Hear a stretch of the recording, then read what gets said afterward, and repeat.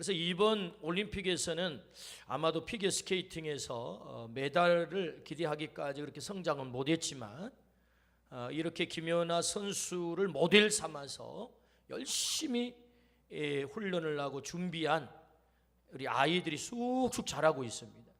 그래서 세계 주니어계에서는요 이미 이 김연아 키즈들이 1위를 하기도 하고 금메달을 따기도 하고, 대표적인 선수들이 사실은 임은수라는 선수, 또 김영희라는 선수, 또 김혜진이라는 선수, 유영이고 김영희 아니고 유영이라 이런 선수들이요 세계 주니어 대회에 나가면 다 1등을 합니다. 지금 나이가 안 돼서 이번에 평창 올림픽에 참가를 못하고 유일하게 김연아 키즈 가운데 차준환이라고 하는 남자 선수가 이번에 이제 평창 올림픽에 참여하게 되지요. 그런데 정말 놀랍게 그들의 실력이 성장하고 있습니다. 누군가를 모델 삼아서 닮는다고 하는 것은 대단히 귀한 일이고 그 성취도가 대단히 빠르죠. 사실은 김연아 키즈 이전에 생겨난 말은 세리 키즈, 박세리 키즈라는 말이 먼저 생겨났죠. 박세리 선수가 그 우리나라 IMF 그 어려운 시절에 미국 US 오픈 LPGA에서 그 우승을 하지 않았습니까? 그럴 때 그 연못에 거의 가까스로 걸쳐 있었던 그 공을 쳐 올리기 위해서 양말을 벗고 신발 벗고 양말 벗고 그 들어가 가지고 그 한 장면이 우리 다 생생하게 이렇게 새겨져 있잖아요. 그게 벌써 20년 전의 얘기 아니겠습니까? 그것을 보고 자란 아이들이 이 박세리 키즈인데, 이미 박세리 키즈들은 벌써 세계를 다 제패하고 있다고요. 지금 세계를. 그 가운데 여러분 박인비 선수 같은 경우는 명예전당에 벌써 그 이름을 올리기도 하고 말이요. 누군가를 모델 삼아서 이 벤치마킹 한다고 하는 것은 대단히 효과적이면서 아주 성취도가 빠르단 말이죠. 이것은 비단 스포츠 분야만 사실은 우리가 벤치마킹 해야 되는 것이 아니고 우리의 신앙생활에 있어서도 이 벤치마킹을 하는 것은 너무너무 중요하다. 누군가를 모델 삼아서 그 모델을 닮아가는 것. 성경은 우리에게 신앙의 위대한 인물들을 우리에게 모델로 제시를 합니다. 그래서 그들의 신앙의 삶을 통해서 우리의 신앙의 삶도 훈련시키기를 원하죠. 너도 그렇게 되면 좋겠어 하고 말이. 그래서 오늘 본문에 등장시키는 주인공이 누굽니까? 여호수아입니다. 여호수아.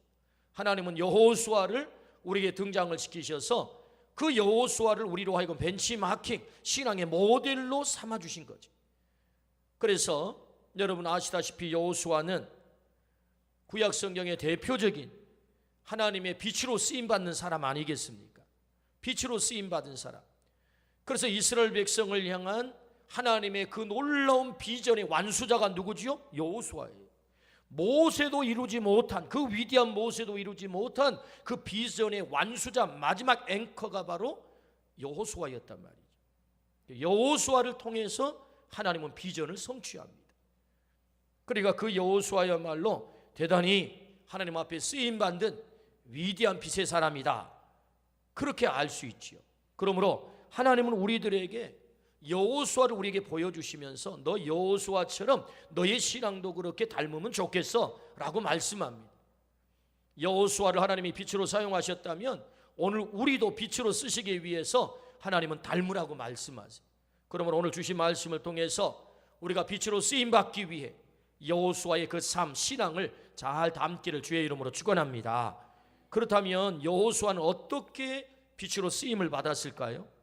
그 첫 번째는 여호수아는 팔로우십이 있었던 사람이다. 팔로우십이란 따르는 사람이라는 겁니다. 따르는 사람. 그래서 여호수아는 그 팔로우십을 아주 철저히 했던 사람이에요. 오늘 1절부터 2절 말씀을 같이 한번 읽어보실까요? 1절부터 2절입니다.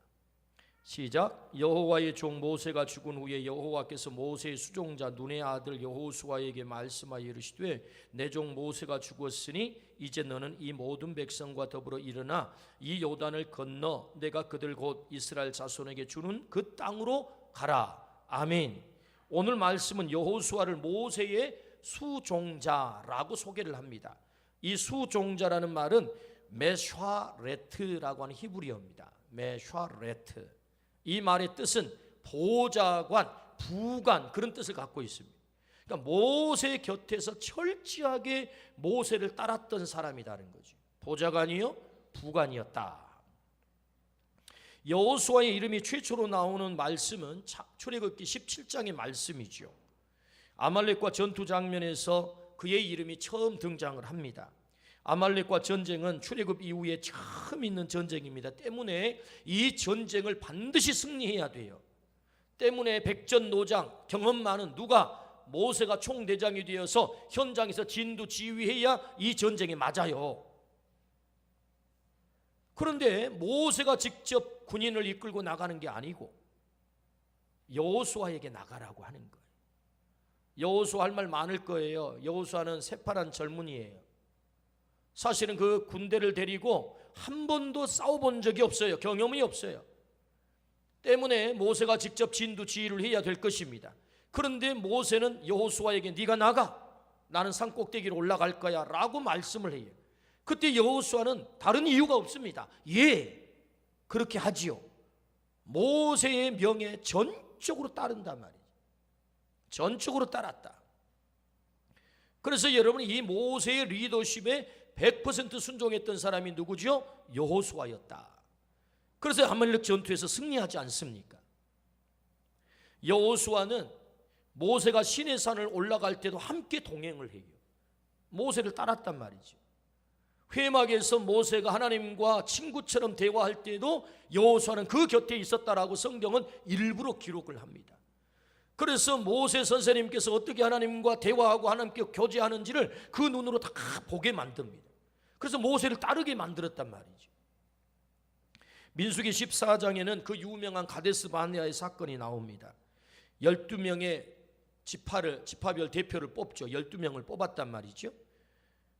그래서 가나안 땅을 정탐하게 합니다. 여호수아도 뽑혀서 가나안 땅을 정탐하고 돌아옵니다. 정탐하고 돌아온 10명의 사람이 보고를 합니다. 절대로 우리는 그 땅에 들어갈 수 없습니다. 그 땅은 아낙자손들이, 네피림의 후손 아낙자손 거인들이 살고 있습니다. 때문에 우리는 메뚜기에 불과합니다. 그들을 절대로 이길 수가 없습니다 라고 악평을 하자 모든 백성들이 그 10명의 대세의 보고를 대세로 받아들인 거예요.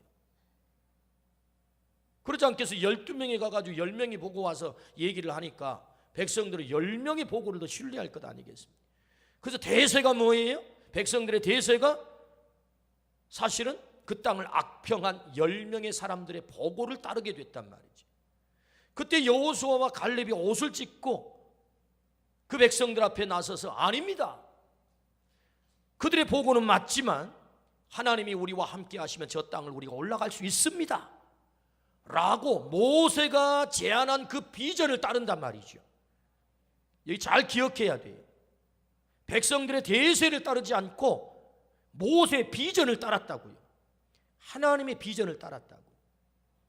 그가 여호수아였다고. 그러니까 여호수아는 누구예요? 사실은 이 상황이 이렇게 흘러가네, 세상 흐름을 따른 사람이 아니었다는 거예요. 모세의 리더십을 따랐고 모세의 비전을 따랐고 이 팔로우십이 있었던 사람이라는 거예요. 그래서 여호수아가 빛으로 쓰임을 받게 된 거지요. 여러분, 이 여호수아의 팔로우십이 어떻게 리더십으로 전환이 됩니까? 그러니까 여호수아의 팔로우십이 열매를 맺어요. 열매를. 우리가 누군가 하나님이 세운 지도자를 따른다고 해서 따르는 것으로 끝나는 게 아니라는 거예요. 여호수아 1장 16절을 한번 같이 보겠습니까? 여호수아 1장 16절입니다. 그들이 여호수아에게 대답하여 이르되 당신이 우리에게 명령하신 것은 우리가 다 행할 것이요 당신이 우리를 보내시는 곳에는 우리가 가리이다. 이게 무슨 말씀이냐면은 요단강을 건너기 전에 르벤 지파, 갓 지파, 므낫세 반 지파에게 여호수아가 명령을 해요. 당신들은 이 땅을 지켜라. 그러자 그들이 이구동성으로 여호수아의 이 말씀을 듣고 아니 우리만 왜 요단 동편에 둡니까? 우리도 요단강 건너가서 저 좋은 땅을 차지하고 싶어요. 그렇게 말하지 않고 예, 당신이 가라 그러면 우리는 가겠습니다. 당신이 행하라는 대로 우리가 다 행하겠습니다. 여호수아의 팔로우십이 여호수아의 리더십으로 바뀌는 장면이라고 이게. 그러니까 리더십의 바탕은 뭐예요? 팔로우십이에요.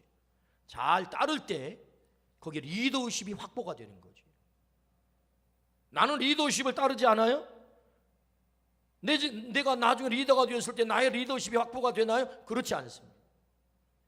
그러니까 오늘 이 여호수아가 어떻게 하나님의 빛으로 쓰임을 받았느냐, 그는 모세의 이 리더십에 철저히 팔로우십했다, 따랐다, 이게 따랐어. 이 따름이 있기를 주의 이름으로 축원합니다. 그때 그가 빛으로 쓰임을 받은 거죠. 주님은 오늘 또 우리에게 이 팔로우십, 따름을 원해요. 따름. 주님이 제자들을 부르자마자 산상수훈으로 가르치셨습니다. 너희는 세상의 빛이다. 제자들은 그 당시에 형편을 보잔다면 절대로 세상의 빛이 될 수 없는 사람들이에요. 그런데 그렇게 형편없었던 그의 제자들이 세상 속에 가장 위대한 빛으로 다 쓰임을 받았단 말이죠. 어떻게 그게 가능했나요? 주님을 따랐던 거예요. 주님을 열심히 따라간 거죠. 주님이 그 제자들을 부를 때 어떻게 부르시나요? 영어로는 Follow me 이래요. Follow me, 나를 따르라. 그러자 그들이 다 주님을 따른 거죠. 팔로우십 한 거죠. 그랬더니 그들이 세상에 큰 빛으로 쓰임을 받았다. 다 쓰임을 받았습니까? 그렇지 않습니다.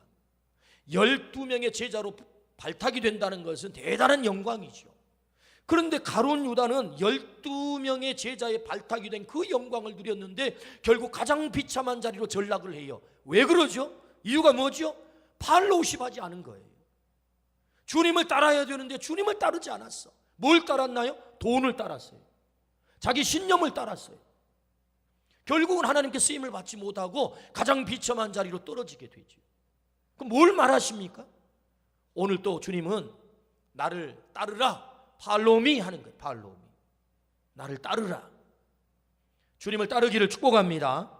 여호수아가 그냥 빛으로 쓰임 받은 게 아니라는 거예요. 오늘 여호수아가 우리의 신앙의 벤치마킹 모델이라고 한다면 뭘 닮아야 되냐? 모세를 철저히 따르는 거예요. 하나님이 세워주신 이 리더십 모세를 따르는 것이 곧 하나님을 따른 거다 믿고 모세를 철저히 따른 거예요. 그래서 여호수아는 마침내 모세의 바턴을 받아가지고 하나님의 비전의 바턴을 받아서 마지막 비전을 완수한 사람으로 빛으로 쓰임받게 된 줄로 믿습니다. 아멘. 그래서 여호수아는 누구냐 했더니 팔로우십이 있었던 사람이다. 하나님을 따르는 사람, 그 리더십을 따르는 사람. 오늘 우리에게 이 모습이 있기를 축복합니다. 아멘. 두 번째는요, 여호수아는 어떤 사람이었느냐, 어떻게 해서 빛으로 쓰임을 받게 됐느냐 했더니 그는 말씀의 사람이었어요. 말씀의 사람. 오늘 본문 7절부터 8절을 한번 보겠습니다. 7절부터 8절 같이 한번 읽습니다. 시작. 오직 강하고 극히 담대하여 나의 종 모세가 내게 명령한 그 율법을 다 지켜 행하고 우로나 좌로나 치우치지 말라. 그리하면 어디로 가든지 형통하리니 이 율법책을 내 입에서 떠나지 말게 하며 주야로 그것을 묵상하여 그 안에 기록된 대로 다 지켜 행하라. 그리하면 내 길이 평탄하게 될 것이며 내가 형통하리라. 아멘. 오늘 하나님 말씀이에요. 여기 우리가 주목해 볼 단어가요, 형통하리라, 형통하리니 이 단어입니다. 형통. 두 번씩이나 여호수아에게 형통할 것을 약속하십니다. 성경에 축복하는 단어가 여러 가지가 있습니다만 그 중에 가장 강력한 축복의 용어가 있다면 그것은 형통이라는 단어입니다. 형통의 단어가 뭐죠? 모든 일이 뜻대로 잘 되어 간다. 그게 형통이에요. 여러분, 이 형통의 축복이 있기를 축복합니다. 얼마나 놀라워요? 모든 일이 뜻대로 잘 되어 간다. 이게 형통이란 말이에요.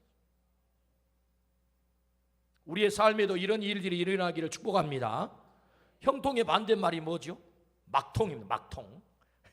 모든 일이 막혀. 하는 일마다 안 돼. 근데 여러분, 형통해야 돼. 하나님이 우리에게 주시는 복이에요, 이게.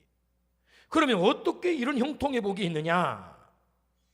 이런 형통의 복을 어떻게 하면 누리느냐? 오늘 말씀해 보니까 말씀을 떠나지 않으면, 모세에게 명한 그 율법을 네가 떠나지 않고 우로나 좌로나 치우치지 않고 그 말씀을 지켜 행하면, 그 말씀을 묵상하면, 그 말씀이 너의 입에 있으면 네가 형통할 거야 라고 말씀을 하세요. 말씀의 사람이 되면 너 형통한다, 그런 말이죠. 말씀의 사람이 된다는 게 뭐예요? 말씀이 입에 있어야, 입에. 오늘 성경 그러죠. 내 입을 떠나지 말게 하며. 입에 있는다는 게 뭐예요? 암송하는 거예요. 그 암송하는 걸 뭐라 그러죠? 읊조린다 그러죠. 하나님의 말씀을 내가 애웠어요. 그 말씀을 계속해서 입으로 이렇게 계속 읊조려요. 그걸 뭐라고 그래요? 그걸 묵상이라고 그래요. 메디테이션이라고 그래요. 묵상하라, 이 말은 그 말씀을 읊조리는 거예요. 유대인들은, 히브리인들은요 계속 말씀을 입으로 읊조리는 것입니다. 읊조려. 그게 묵상하는 거예요. 그게 말씀의 사람이 되는 거죠. 그리고 지켜 행하는 것이 말씀의 사람이 되는 거예요.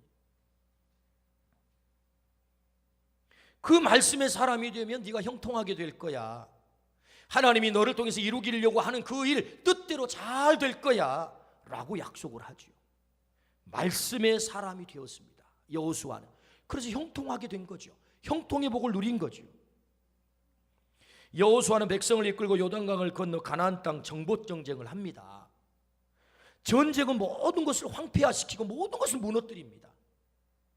처음에는 좋은 뜻으로 시작하지만 살상을 저지르다 보면 엉뚱한 방향으로 흐릅니다.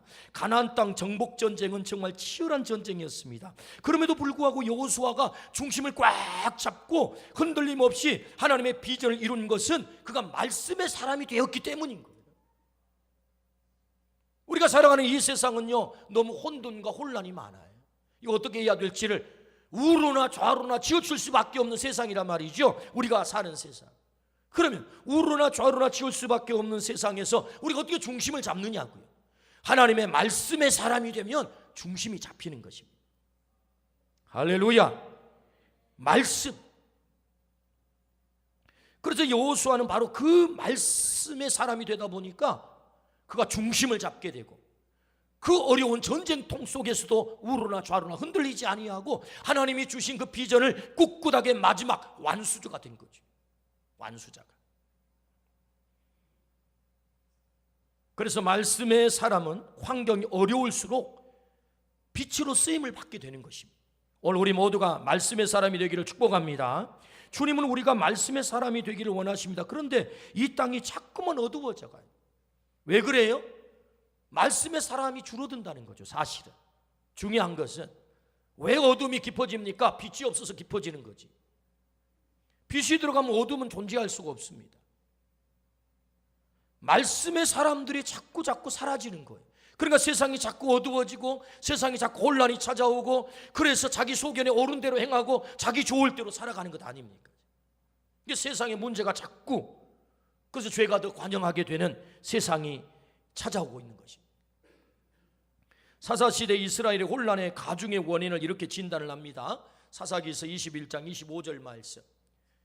그때 이스라엘의 왕이 없으므로 사람이 각기 자기의 소견에 옳은 대로 행하더라. 무슨 얘기냐? 이 왕이 없어서 그랬다고 그러는데 사실 말씀이 없어서 자기 소견에 옳은 대로 행하는 거예요. 자기 좋을 대로. 자기가 기준이에요. 자기 하고 싶으면 한 대로 하는.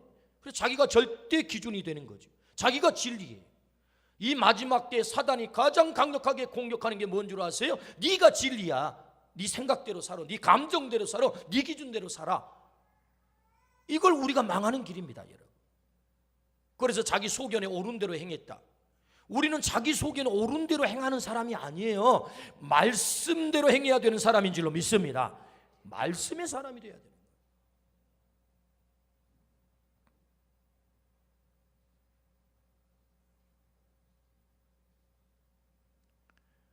역사는 중세를 암흑기라고 그렇게 기록을 하고 있습니다. 왜 암흑기입니까? 사실은 그때 뭐 먹고 살 게 없었나요? 아니요, 먹고 살 거 다 있었어요. 그런데 역사는 암흑기라고 기록을 해요. 왜요? 진리가 실종됐다는 거죠. 이 암흑기를 무엇으로 끝장을 냅니까? 그것은 루터의 교회 개혁을 통해서 교회 개혁을 통해서 그 암흑기를 끝장을 내요. 사실은 교회 개혁의 핵심이 뭐죠? 루터에 의해서 종교개혁이, 교회개혁이 일어날 때 여러 가지 구호가 있었습니다. 그 가운데 가장 강력하고 가장 중요한 구호가 한 가지가 있다면 그건 솔라 스크립투라예요. 솔라 스크립투라가 뭐죠? 오직 말씀이라는 거예요. 오직 말씀. 루터는 사실은 당시에 독일 정부에 의해 가지고 그의 생사 여탈권이 박탈됐어요. 누구도 죽여도 살인죄를 저지르가 아닌 거예요. 그런데 그를 보호하고 있는 선제후에 의해서 성에 숨었어요. 성에 숨었다고. 그 골방에서 루터가 뭐 했냐? 목숨을 걸고 한 게 있었어요. 길거리에 나가 백성들을 선동한 게 아니에요. 그래서 개혁이 성공한 게 아니라고요. 루터가 그 성의 골방에 들어가 숨어서 하는 일은 바로 성경을 번역하는 일이었어요. 1500년이 될 때까지만 해도 라틴 말로 신부들만 겨우 성경을 읽어요. 평신도 손에는 성경이 없어요. 그러니까 신부님이 와서 미사를 하는데 몇 마디 하는데 라틴 말로 하고 마니까 저게 하나님의 말씀인지 아닌지 알아들을 수가 없는 거예요. 그래서 루터는 솔라 스크립투라, 오직 하나님의 말씀, 이 말씀을 자국의 언어 독일어로 번역을 해서 우리 형제들에게, 우리 자매들에게 이걸 줘야 되겠다. 그리고는 그 유명한 성경, 독일어로 성경을 번역하는 것입니다. 그래서 하나님의 말씀을 번역해서 그들의 손에 들려줄 때 중세 암흑기가 끝난 거죠. 말씀의 사람이 되니까 그들이 다 빛이 된 거예요. 그래서 어둠의 세상이 밝아지게 된 거죠. 아멘 합시다. 그러니까 어떻게 우리가 빛으로 쓰임받을 수 있어요? 말씀의 사람이 돼야 된다.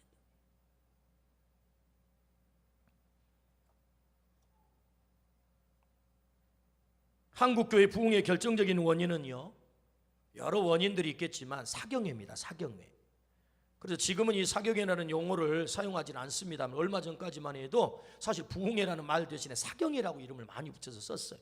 이 사경회는요, 최소한 일주일 동안 아니면 길게는 한 달간 성경만 공부를, 농한기를 이용해 가지고 모여서 성경만 배워, 성경만 말씀을 배웠다는 거죠. 그래서 여러분, 그 말씀을 통해서 이 땅의 어두움이 사라지고 이 땅이 밝아지게 된 것입니다. 많은 영혼들이 건짐을 받게 되고 한국교회 부흥의 역사가 찾아오게 된 거죠.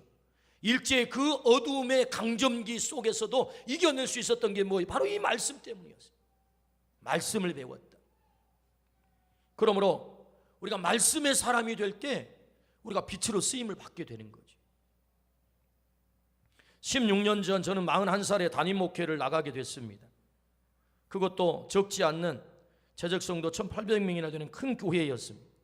한편으로는 너무나 설레였고 그러나 또 한편은 너무나 두려웠습니다. 왜냐하면 어린 나이에 담임을 처음 나갔기 때문에 담임 경험이 없잖아요. 41살에 담임을 나갔으니 두려웠습니다. 두려울 때마다 하나님 앞에 엎드렸어요. 하나님, 어떻게 감당해요? 이 일을 어떻게 감당하면 되지요? 푸른 초장과 잔잔한 물가로 이 귀한 성도들을 인도해 가야 될 터인데 저에게는 그런 능력이 없어요 라고 엎드릴 때마다 하나님께서 제 가슴에 강력하게 들려주신 음성이 있었어요. 그것은 바로 오늘 본문에 있는 여호수아 1장 9절의 말씀입니다. 1장 9절 말씀. 오늘 같이 한번 읽어보실까요? 시작. 내가 내게 명령한 것이 아니냐. 강하고 담대하라. 두려워하지 말며 놀라지 말라. 내가 어디로 가든지 내 하나님 여호와가 너와 함께 하느니라 하시니라. 아멘. 내가 내게 명령한 거 아니냐. 너는 강하고 담대하라. 두려워하지도 말고 놀라지도 마라. 네가 어디를 가든지 나 여호와 하나님이 너와 함께 할 거야. 할렐루야. 어린 저의 가슴 속에 하나님이 들려주신 말씀입니다. 그래서 맡겨주신 그 막중한 목회의 일을 감당할 수가 있었다고. 말씀이 저에게 힘이 되고 말씀이 저에게 길잡이가 되고 말씀이 저에게 두려움을 떨치게 만들고 말씀이 저를 담대하게 만든 것입니다. 할렐루야. 그렇습니다. 어떻게 우리가 빛으로 쓰임받을 수 있어요? 말씀의 사람이 돼요. 우리는 금년부터 한 주간 동안 말씀을 한 절씩 암송하기로 했어요. 왜 그렇게 한 것입니까? 우리가 말씀의 사람이 되자는 거예요. 여러분 암송하셨습니까? 자, 이번 주간 암송 구절 우리 안 하고 설교 전에 안 했잖아요. 자, 지금 하겠습니다. 지금 마태복음 16장 16절 시작. 시몬 베드로가 이르되 주는 그리스도시요 살아계신 하나님의 아들이시니이다. 할렐루야. 여러분, 이 말씀은 여러분 성경의 가장 중요한 말씀입니다. 시몬 베드로가 이르되 주는 그리스도시요 살아계신 하나님의 아들이시니이다. 오늘 우리가 세상 속에 살다 보면 어려움이 찾아온다고요. 이 문제를 어떻게 해결해야 될지, 그런 어려움 앞에 우리가 좌절할 때도 와요. 그때 여러분 이 말씀을 암송해 보십시오. 주는 그리스도시요 살아계신 하나님의 아들. 나에게 주님이 계시지. 여러분, 그리스도가 뭐예요? 메시아라는 말 아닙니까? 구원자, 세상에 나를 구원할 자, 다시 어둠 속에서 부활하신 그분이 나의 주님이 오늘 되시지.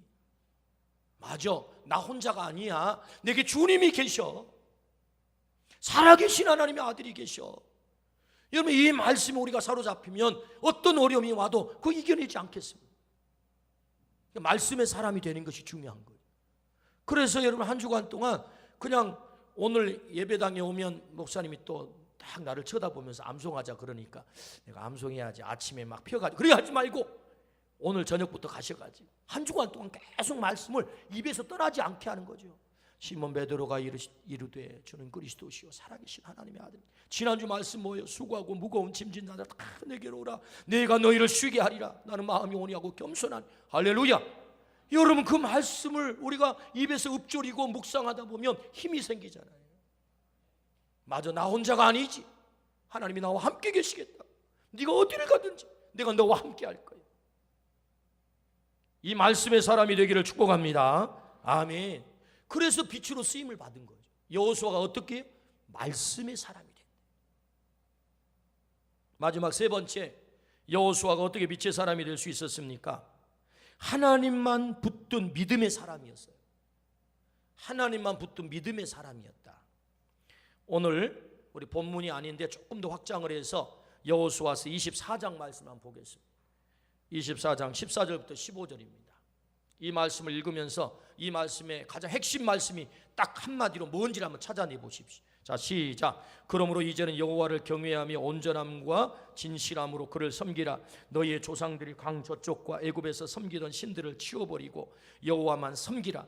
만일 여호와를 섬기는 것이 너희에게 좋지 않게 보이거든 너희 조상들이 강 저쪽에서 섬기던 신들이든지 또는 너희가 거주하는 땅에 있는 아무리 족속의 신이든지 너희가 섬길 자를 오늘 택하라. 오늘 나와 내 집은 여호와를 섬기겠노라 하니. 할렐루야. 정리해보면 핵심이 뭐죠? 나와 내 집은 뭐만 섬기겠다고요? 하나님만 섬기겠다고. 어떤 자리에서 난 하나님만 붙들겠다고, 하나님만 믿겠다고. 이 고백이 우리의 고백이 되기를 축복합니다. 그래서 하나님만 붙들고 하나님만 믿었어요, 여호수아가. 이 말씀은요, 세겜 땅에 이스라엘 백성이 모였을 때 여호수아가 유언처럼 남기고 떠난 말씀이에요. 나와 내 집은 여호와 하나님만 섬기겠다.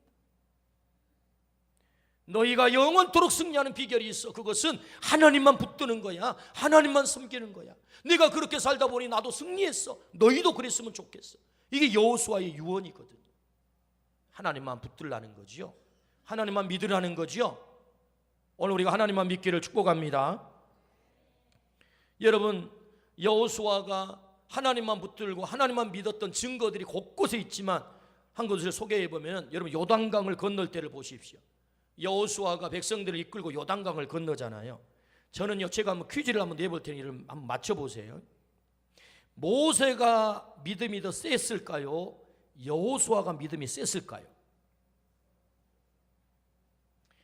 느낌을 봐서는 여호수아라 대답해야 맞을 것 같은 느낌이 들잖아요. 그러니까 퀴즈가 되겠지. 근데 제가 이건 넌센스입니다. 누구의 믿음이 더 큰지는 사실은 가봐야, 천국 가서 물어봐야 되지만, 근데 제가 생각하건대 말씀을 보다 보니까 그런 생각이 들었어요. 여러분, 여호수아가 이스라엘 백성을 요단강을 건너 가나안 땅에 데리고 들어갈 때 제사장을 뽑으라 그래가지고 법궤를 메고 요단강에 발을 집어넣으라 그래 해가지고 데리고 들어가거든요. 학자들에 의하면 이때가 우기입니다. 사실은 요단강을 도하하는 그 지점이 어디냐 하면은 요단강의 하구예요. 그래서 이 요단강을 건너는 그 지점이 건너면 바로 여리고성이 있잖아요. 여리고성 정도가 바로 시작이 되잖아요. 그러니까 요단강 하구, 바로 사해가 시작이 돼요. 그러니까 하구는 뭐예요? 강폭이 넓어요. 강이 깊어요. 더군다나 이때는 우기예요. 모맥을 거두는 시기는 우기가 되어서 시뻘건 황토물이 콸콸콸 흘러내린단 말이에요. 그래서 심지어 강폭이 100m까지 넓어져요. 그런데 그때 요단강을 갈라놓고 건너라가면 얼마나 좋겠어요. 그런데 하나님이 여호수아에게 야 그냥 발 집어넣어 그러게요. 그래서 저는 생각을 해봤어요. 이게 여호수아가 믿음이 더 센가 보구나. 하나님이 모세 데리고 홍해 건널 때는 갈라놓고 들어가라 그랬잖아요. 갈라놓고. 근데 이제는 갈라놓지도 않고 들어가래. 그래서 제가 퀴즈를 낸 거예요. 이게 여호수아의 믿음이 보통 믿음이 아니고. 근데 하나님 앞에 얼마든지 따질 수 있지 않겠어요. 여호수아가 하나님 해도 너무하십니다. 우리 선생님 모세 할 때는 갈라놓고 들어가라고 하더니 왜 나한테는 그냥 들어가라고 하세요? 이렇게 따질 수 있겠지만 여호수아가 이유가 없어요. 예, 제가 그렇게 할게요. 그래서 법궤를 맨 제사장들을 뽑아가지고 법궤를 메고 어떻게 하죠? 발을 집어넣는 거예요. 집어넣을 때 갈라진 줄로 믿습니다. 하나님 믿었다는 거죠. 하나님 붙들었다는 거죠. 하나님 말씀대로 하면 돼. 이런 믿음이 있었다는 거 아닙니까? 여러분 오늘도 하나님 살아계심을 믿으시기를 축복합니다. 때로 우리 앞에 길이 안 보여요. 황토물이 그냥 시뻘겋게 내려 길이 보이지 않는 답답한 우리 인생길이 있을 수 있다고요. 여러분 그냥 여기 요단강 그 강물이 그냥 시뻘건 황토물이라고 생각하지 말고 우리 인생 가로막고 있는 이런 황토물과 같은 게 있어요. 그때 주님 말씀하시지요. 발을 집어넣으라고. 나 믿고 집어넣으라고. 여러분 주님 믿고 집어넣기를 축복합니다. 그러면 하나님이 일한다고요. 믿음이 먼저지 그 일은 나중에 따라오는 것입니다. 먼저 다 보여주세요. 그러면 제가 할게. 아니요. 네 믿음을 먼저 보여. 그럼 내가 일할게. 주님이 그렇게 말씀하세요. 그러므로 오늘 말씀하세요. 여호수아가 어떻게 빛으로 쓰임을 받았나요? 하나님을 붙들고 하나님을 믿었어요. 그래서 그 하나님이 말씀한 대로 순종한 거예요. 그럴 때 여호수아는 이스라엘 백성을 향한 하나님의 비전을 완수한 마지막 앵커가 된 거예요. 앵커가 어디서 나온 얘기입니까, 여러분? 여러분 이제 쇼트트랙 제일 신나는 종목이 뭐죠? 릴레이 아닙니까? 계주. 세상에 어제 여러분 쇼트트랙 보셨어요? 저는 녹화된 걸 봤는데 넘어지고도 1등으로 들어오더라고. 야 정말 대단해요 우리나라 선수들. 그것도 세계 신기록으로 들어왔대요. 야 여러분 별로 신 안 난 모양이에요. 표정이. 저는 여러분 이 릴레이 계주 보면 신나잖아요. 엎치락 뒤치락 확 하다가 막 1등으로 들어오면 신나잖아요. 그래서 여러분 마지막 네 번째 주자, 마지막 골이 난 주자를 앵커라 그래. 앵커. 400m 계주도 마지막 주자를 앵커라 그러잖아요. 마지막 닻을 내린다는 거 아닙니까? 앵커가 닻이라는 말이죠. 쐐기를 막는다는 거죠. 마지막 완수자. 그러니까 여러분 하나님의 이스라엘 백성을 향한 가나안 땅까지 도착의 이 비전이 얼마나 엄청난 비전입니까? 그 비전의 완수자가 누가? 여호수아예요. 어떻게 여호수아를 썼죠? 하나님 붙든 거예요. 하나님 믿은 거예요. 오늘도 이 믿음이 우리에게 있기를 주의 이름으로 축원합니다. 아멘. 여러분 베트남에서는요 박항서 감독 때문에 난리가 났어요. 그래서 박항서 감독을 막 영웅이라고 난리가. 그래서 여러분 이번에 그 AFC 하면은 아시아 축구 연맹을 말해요. 아시아 축구 연맹 23세 미만 올림픽 팀을 말합니다. 올림픽 팀을 데리고 여러분 아시다시피 결승전까지 가가지고 베트남 팀을 데리고 가가지고 준우승을 했어요. 베트남 축구 역사상 이런 일이 한 번도 없었어요. 국제대회 나가가지고 베트남이 뭐 결승에 이런 건 없었어요. 그런데 놀랍게도 이번에 이 박항서 감독이 이 베트남 팀을 맡아가지고 그것도 3개월밖에 안 됐는데 감독된 지 3개월밖에 안 됐는데 그 아이들을 데리고 결승까지 간 거예요. 그래 베트남이 그냥 뒤집어진 거죠. 카퍼레이드를 하는데 얼마나 인산인해가 되는지 세상에 총리하고 총리 관저에서 박항서 감독을 이렇게 영접하려고 기다리고 있는데 사람들이 많이 나와가지고 총리가 6시간 기다렸다는 거 아니에요? 그만큼 사람들이 많이 뭐 환영을 하고 난리가 난 거예요. 근데 이 박항서 감독이 누구냐? 우리가 알다시피 2002년도 우리가 4강 갈 때 히든크 감독하고 수석 코치로 있었던 사람이라고 이 사람. 그래서 그곳에서 이제 배운 거죠. 사실은 이게 선진 축구 기술을 배운 거예요. 그걸 이제 이번에 잘 사용한 거거든요. 베트남에 가가지고. 그래서 이제 이런 결과를 냈는데 이 박항서 감독을 제가 왜 소개하냐면은 이분은요 축구 선수였다, 국가대표였다가 나중에 목사님이 되신 이영무 축구 선수가 있어요. 이영무 목사님. 그분이 이 박항서 감독을 뭐라고 소개했냐? 그는 신실한 하나님의 사람입니다라고 소개를 했어요. 이 사건이 있은 후에 국민일보에서 기자가 인터뷰를 했는데 그 인터뷰 기사가 국민일보에 실리게 된 거죠. 그것이 미션 앤 피플 코너라고 하는 곳에 이 이야기가 실렸어요. 그런데 우리나라 유명한 그 박성화 감독 있잖아요. 박성화 감독이랑 같이 선수 생활을 할 때 그때 예수님을 믿게 된 거예요. 이 박항서 감독이 그때. 그리고 그때부터 신앙생활 아주 열심히 했다는 거예요. 그래서 안수 집사님이 되신 거예요. 그의 부인은 권사님이세요. 최상학 권사님. 그래서 국내에서 감독직을 이렇게 감당을 하다가 이제 물러나게 됐어요. 그리고 어디서 언제 불러서 오라고 그래야 되는데 오라는 데가 없더래요. 그래가지고 부인 되신 최상학 권사님이랑 두 분이 열심히 기도를 했어요. 기도 끝에 응답으로 베트남에서 오라는 거예요. 아, 이건 하나님께서 응답해서 우리를 베트남으로 옮기시는구나 하고는 이제 베트남에 가게 된 거예요.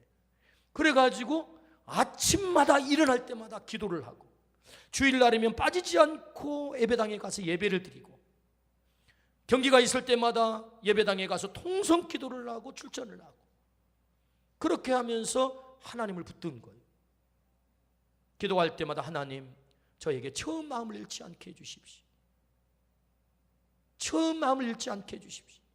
하나님의 오늘 또 함께 해주십시오 라고 기도를 한 거예요. 이 기도를 통해서 그는 경기를 하루하루 하게 되고 선수들을 훈련시키게 되고 그리고 마침내 여러분 결승전까지 가는 그런 쾌거를 이루게 됐다는 거예요. 하나님이 하셨습니다. 이렇게 고백을 합니다. 하나님이 하셨습니다. 할렐루야. 하나님을 붙들었다는 거죠. 오늘 이 시대에도 하나님을 붙드는 사람들을 통해서 하나님은 그들을 빛으로 사용하세요. 하나님을 붙들고 하나님을 믿는 사람. 주님은 오늘 말씀하세요. 너희는 세상의 빛이다. 우리를 향해서 우리가 세상의 빛으로 쓰임받아야 돼. 너는 거룩한 빛이니. 주님이 우리에게 말씀하세요. 오늘 우리가 빛으로 쓰임받기를 축복합니다. 어떻게 하면 쓰임받게 되지요? 오늘 하나님께서 말씀하십니다. 우리에게 팔로우십이 있어야 한다. 주님을 잘 따라야 된다. 우리가 말씀의 사람이 되어야 된다. 하나님 붙들고 하나님만 믿어야 된다. 그때 우리가 여호수아가 빛으로 쓰임받은 것처럼 우리가 빛으로 쓰임받을 수 있다. 오늘 우리의 삶의 자리에서 우리가 빛으로 반짝반짝 빛난다면 우리의 가정이 달라질 거예요. 우리 자녀들이 달라질 거예요. 우리 일터가 달라질 거예요. 거기 어두움이 사라지게 될 거예요. 그러므로 오늘 우리 모두가 빛으로 쓰임받는 은혜가 있기를 주의 이름으로 축원합니다. 아멘. 기도하십시다.